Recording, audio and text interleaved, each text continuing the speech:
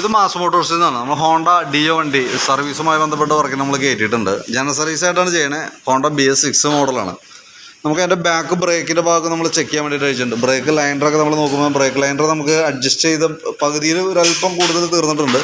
പറയാൻ കാരണം നമുക്ക് ബ്രേക്ക് കേബിളും അഡ്ജസ്റ്റ് ചെയ്ത് ഏകദേശം പകുതിയോളം നിൽക്കണേ. നമുക്കിനിപ്പോൾ ഇപ്പം കൂടി അഡ്ജസ്റ്റ് ചെയ്യുമ്പോൾ കുറച്ചുകൂടി കയറി വരും. അടുത്ത സർവീസിൽ മിക്കവാറും നമുക്കത് മാറ്റേണ്ടി വരും കേട്ടോ. അതേപോലെ തന്നെ നമ്മൾ അതിൻ്റെ എയർ ഫിൽറ്റർ ചെക്ക് ചെയ്യുന്നുണ്ട്. ക്ലച്ചിൻ്റെ ഭാഗം അഴിച്ചിട്ടുണ്ട്. എയർ ഫിൽറ്റർ നമുക്ക് ഈ സർവീസിലും കൂടി നമുക്ക് അഡ്ജസ്റ്റ് ചെയ്തിടാം, കുഴപ്പമില്ല. ഹോണ്ടയുടെ കമ്പനി ഫിൽറ്റർ തന്നെ കിടക്കണേ, ഒറിജിനൽ ഫിൽറ്ററാണ്. കുറച്ച് പൊടിയൊക്കെ ഉണ്ട്, പക്ഷേ എങ്കിൽ കൂടി നമുക്കതൊന്ന് ക്ലീൻ ചെയ്ത് തുടച്ച് ക്ലീനാക്കി എയർ അടിച്ചൊക്കെ റെഡിയാക്കി ഇടാം. പിന്നെ ക്ലച്ചിൻ്റെ ഭാഗം നമ്മൾ അഴിച്ച് ചെക്ക് ചെയ്യുന്ന സമയത്ത് വേറെ ഓയിൽ ലീക്കേജോ കാര്യങ്ങളൊന്നും പറയത്തക്ക കംപ്ലൈൻ്റ് ആയിട്ടൊന്നുമില്ല. വേരിയേറ്റർ ബോഡി ആയാലും നോർമലായിട്ടുള്ള തേമാനമൊക്കെ ഉള്ളൂ. നമ്മുടെ ഉപയോഗം അനുസരിച്ച് നോക്കുമ്പോൾ അതനുസരിച്ചുള്ള തേമാനമൊക്കെ ഉള്ളൂ. വെയിറ്റ് സെറ്റ് യൂണിറ്റിൻ്റെ ആയാലും വർക്കിംഗ് ഒക്കെ പെർഫോമൻസൊക്കെ പക്കയാണ്. ഇതിവിടെ ഒരു ചെറിയ ഡോട്ട് കാണിച്ചു തുടങ്ങിയിട്ടുണ്ട്, തുരുമ്പിൻ്റെ പ്രസൻസാണ് കാണുന്നത്. അത് നമ്മൾ കൈയോടെ തന്നെ അഴിച്ച് ഗ്രീസിങ് നടത്തിയിട്ട് റീസെറ്റ് ചെയ്യും കേട്ടോ. അതൊക്കെ ഓൾറെഡി നമുക്ക് ജനറൽ സർവീസിനകത്ത് ഉള്ളതാണ്. പിന്നെ ക്ലച്ച് ഔട്ടർ യൂണിറ്റ് ആയാലും ഒന്ന് ക്ലീനാക്കി റീസെറ്റ് ചെയ്തിട്ടേക്കാം.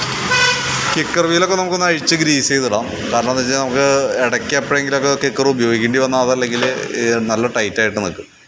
അടിച്ചു കഴിഞ്ഞാൽ പൊന്തി വരാനൊക്കെ ബുദ്ധിമുട്ടായിരിക്കും. ബെൽറ്റിൻ്റെ കണ്ടീഷനായാലും പവർ ലിങ്കിൻ്റെ ബെൽറ്റ് കിടക്കണേ, യാതൊരു കംപ്ലൈൻറ്റും ഇല്ല. കമ്പനി ബെൽറ്റ് തന്നെയാണ്, KOP D നമ്പറുണ്ട്. ഓക്കെ. പിന്നെ അതേപോലെ തന്നെ നമുക്കതിൻ്റെ ബാറ്ററിയുടെ ഭാഗം നമ്മൾ ചെക്ക് ചെയ്യണുണ്ട്. സെൽഫിൻ്റെ കംപ്ലയിൻറ്റ് നമ്മുടെ അടുത്ത് പറഞ്ഞിട്ടുണ്ട്. ബാറ്ററി ടെസ്റ്റ് ചെയ്യുന്ന സമയത്ത് ബാറ്ററിയുടെ കംപ്ലയിൻ്റ് ആയിട്ടാണ് കാണിക്കണേ. ഞാനിപ്പോൾ അതിൻ്റെ ബാറ്ററി ടെസ്റ്റ് ചെയ്യണതിൻ്റെ ഒരു വീഡിയോ ടെസ്റ്റ് ചെയ്യുന്ന രീതി കൂടി കാണിച്ചു തരാം കേട്ടോ. നമുക്കതിൻ്റെ വോൾട്ട് ചെക്ക് ചെയ്യുന്ന സമയത്ത് നമുക്ക് 12.87 വോൾട്ട് ഉണ്ട്. അതുകൊണ്ട് തന്നെ നമുക്ക് ഹോണ് ഇൻഡിക്കേറ്ററൊക്കെ പ്രോപ്പറായിട്ട് വർക്ക് ചെയ്യും. സെൽഫ് എടുക്കാൻ നേരത്ത് ബാറ്ററിക്ക് നമുക്ക് ആംപിയർ വേണം. അപ്പോൾ ഞാൻ ബാറ്ററി ടെസ്റ്റിലേക്ക് കൊടുക്കുകയാണ്. ടെസ്റ്റിലേക്ക് കൊടുക്കുമ്പോൾ ഇതിനകത്ത് വാല്യൂസായിട്ട് കാണിക്കുന്നത് ഡാമേജ് ആയിട്ടാണ്. പക്ഷേ വോൾട്ട് 12.87 കാണിക്കുന്നുണ്ട്. അപ്പോൾ സ്വാഭാവികമായിട്ടും സെൽഫിൻ്റെ പ്രോബ്ലം കാണിക്കുന്നത് ബാറ്ററിയുടെ കംപ്ലയിൻ്റ് ആണ്. കാരണം എന്ന് വെച്ചാൽ ബാറ്ററി ലോഡ് എടുക്കാതെ വരുമ്പോഴാണ്. സെൽഫ് എടുക്കുന്ന സമയത്ത് നമുക്ക് മാക്സിമം അതിൻ്റെ പവർ ബാറ്ററിയിൽ നിന്ന് എടുക്കും. അതിനുള്ള കറക്റ്റ് ആംപിയർ പ്രൊഡ്യൂസ് ചെയ്യാനായിട്ട് ബാറ്ററിക്ക് പറ്റാത്തതുകൊണ്ടാണ് ആ സെൽഫിൻ്റെ പ്രശ്നം കാണിക്കുക. വേണമെങ്കിൽ നമുക്കത് അഡ്ജസ്റ്റ് ചെയ്ത് വേണമെങ്കിൽ കുറച്ചാളുകൂടി കൊണ്ടു നടക്കാം. തീരെ എടുക്കാൻ പറ്റാത്തൊരു കണ്ടീഷനായിട്ട് മാറ്റിയാലും മതി. ഇനി അതല്ല പ്രോബ്ലം റിപ്പീറ്റ് ഉണ്ടാവുകയും ചെയ്യുന്നുണ്ടെങ്കിൽ ഓൾറെഡി നമുക്ക് ബാറ്ററി മാറ്റി വെച്ചാലാണ് അത് റെഡി ആവുള്ളൂ കേട്ടോ. പിന്നെയെന്ന് വെച്ചാൽ നമുക്ക് ഫ്രണ്ട് വീലിൻ്റെ ഭാഗത്ത് നമ്മൾ അയച്ചിട്ടുണ്ട്. ബ്രേക്ക് ലൈനറൊക്കെ നമ്മൾ ചെക്ക് ചെയ്യാനായിട്ട്. നിലവിൽ വേറെ പ്രോബ്ലം ഒന്നുമില്ല. നമുക്ക് ബാക്ക് വീലിനെ അപേക്ഷിച്ച് ഫ്രണ്ട് വീലിന് പൊതുവേ തേയ്മാനം കുറവായിരിക്കും. ബ്രേക്ക് ലൈനർ അത്യാവശ്യം നല്ല രീതിയിൽ തന്നെ ഉണ്ട്. ക്യാമൊക്കെ ഒഴിച്ച് നമുക്കൊന്ന് ഗ്രീസ് ചെയ്ത് റീസെറ്റ് ചെയ്യാം. കേബിളിൻ്റെ ഓപ്പറേറ്റിംഗ് ചെക്ക് ചെയ്യുമ്പോഴും ചെറിയൊരു ഇവിടെ ചെറുതായിട്ടൊരു പൊട്ടൽ തുടങ്ങിയിട്ടുണ്ട്. പക്ഷേ നമുക്ക് തൽക്കാലം വേറെ പ്രോബ്ലം ഒന്നുമില്ല. വലിയ ടൈറ്റൊന്നും പറയാനായിട്ടില്ല. അപ്പോൾ അത് നമുക്ക് ആ രീതിയിൽ തന്നെ നിലനിർത്തി നമുക്ക് പരമാവധി നമുക്ക് ഉപയോഗത്തിലേക്ക് വിടാം. പ്ലഗ് ആയാലും നമുക്ക് അടുത്ത സർവീസിൽ നമുക്കിപ്പോൾ എയർ ഫിൽറ്റർ മാറ്റുന്ന കൂട്ടത്തിൽ നമുക്ക് പ്ലഗും കൂടി മാറ്റിയിടാം കേട്ടോ. മെയിനായിട്ട് നമുക്ക് അതൊക്കെയാണ് സർവീസുമായി ബന്ധപ്പെട്ട് വന്ന വർക്ക്. പിന്നെ നമുക്ക് ഇതിൻ്റെ പൊല്യൂഷൻ സ്റ്റാറ്റസ് ഞാൻ ചെക്ക് ചെയ്യുന്നുണ്ട്.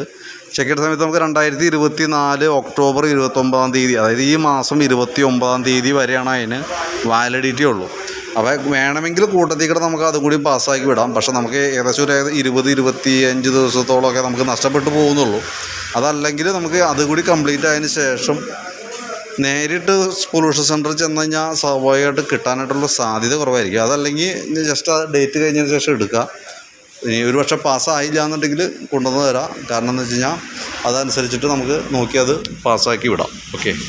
അപ്പോൾ ഏകദേശം നമുക്കൊരു 20,000 കിലോമീറ്ററോളം ആയിട്ടുണ്ട് വണ്ടി. ഇപ്പോൾ കാർബൺ ഡെപ്പോസിറ്റ് ഹെഡിനകത്തൊക്കെ ഒരു അല്പം വേരിയേഷൻ കാണുന്നുണ്ട് കേട്ടോ. അതുകൊണ്ടാണ് ഞാനൊരു സംശയം പറഞ്ഞത് പൊല്യൂഷൻ ഒരു പക്ഷേ പാസ്സായില്ലെങ്കിലുള്ള കേസ് നോക്കും. എന്തായാലും നമുക്ക് ഡേറ്റ് ആയിട്ട് നോക്കിയാലും മതി. ഇനി അതല്ല സമയമില്ല, ഇനി കൂട്ടത്തിൽ എടുത്ത് പോകണം, 20 ദിവസം ഒരു പ്രോബ്ലം അല്ല എന്നുണ്ടെങ്കിൽ ഓൾറെഡി പറയുകയാണെങ്കിൽ നമുക്ക് കൂട്ടത്തിൽ എടുത്ത് പോകാം.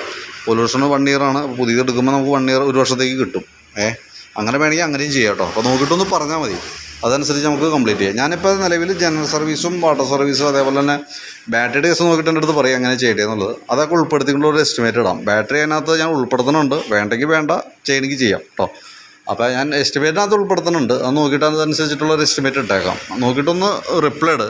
എന്നിട്ട് നമുക്ക് വർക്ക് എങ്ങനെയാണ് വേണ്ടതെന്ന് വെച്ചാൽ ആ രീതിയിൽ നമുക്ക് കംപ്ലീറ്റ് ചെയ്യാം കേട്ടോ.